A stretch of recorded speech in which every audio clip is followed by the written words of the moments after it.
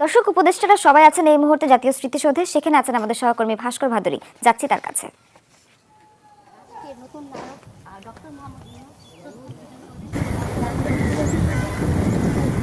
সোহার, ক্যামেরার মাধ্যমে আপনি দেখতেই পাচ্ছেন অন্তর্বর্তীকালীন সরকারের প্রধান উপদেষ্টা ডক্টর মোহাম্মদ ইউনূস।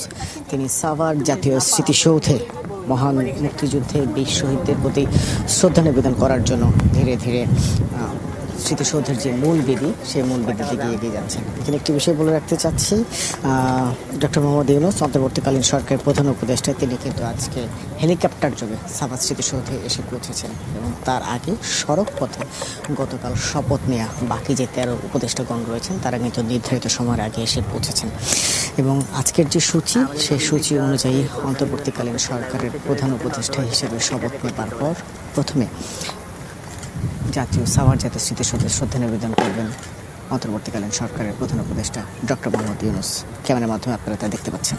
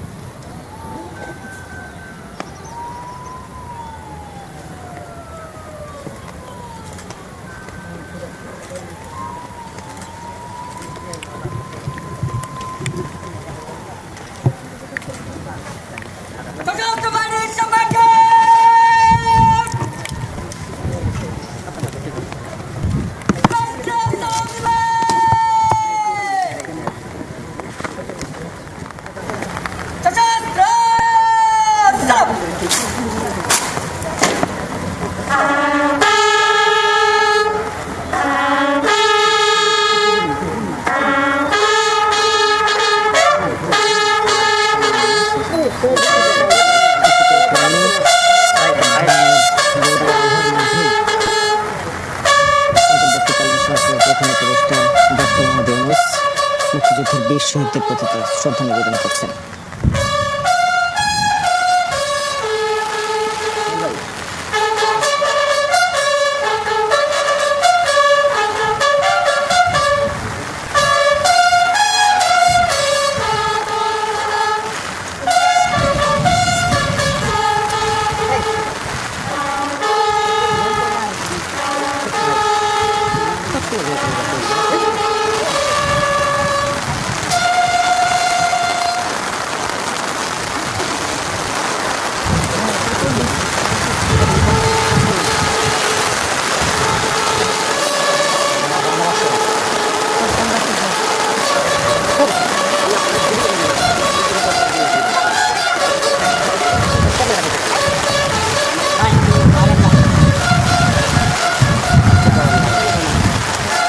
অ্যাঙ্গেল সোজা না।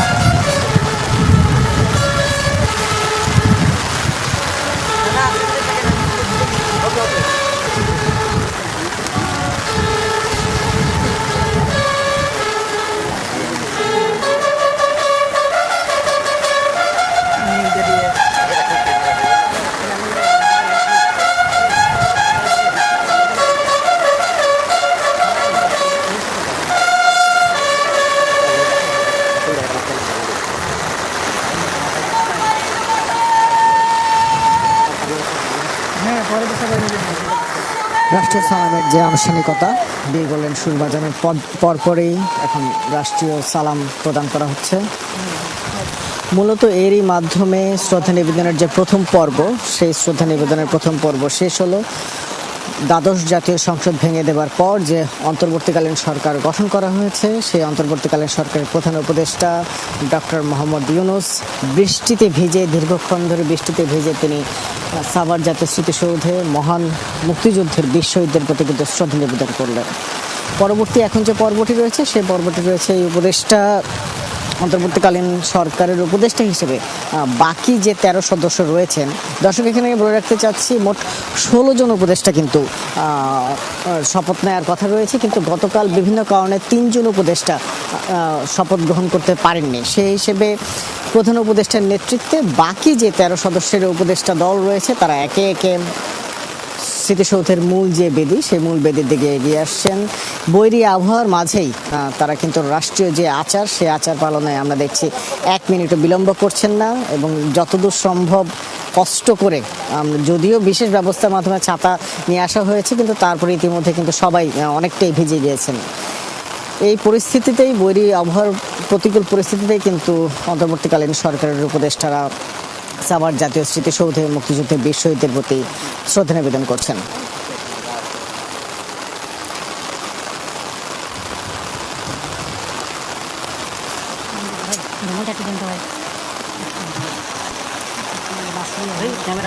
সোহার দেখতেই পাচ্ছেন যে 13 জন সদস্য প্রায় সকলে উপস্থিত রয়েছেন এবং এরই মাধ্যমে স্মৃতিসৌধে শ্রদ্ধা নিবেদন পর্বের যে দ্বিতীয় অংশ, সেই দ্বিতীয় অংশটি কিন্তু সম্পন্ন হলো।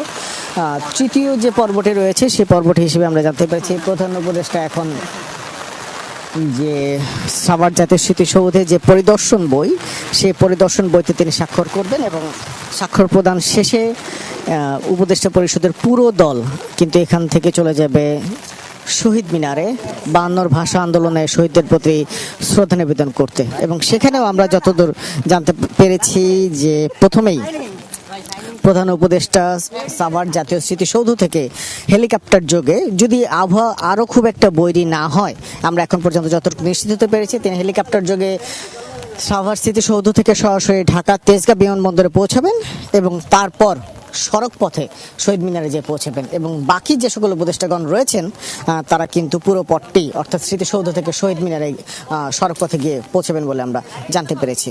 আর রাষ্ট্রীয় যে সূচি, সেই সূচি অনুযায়ী আমরা নিশ্চিত হতে পেরেছি হয়তোবা সকাল 10:30টার কিছু পর অন্তর্বর্তীকালীন সরকারের যে উপদেষ্টা দল, তারা শহীদ মিনারে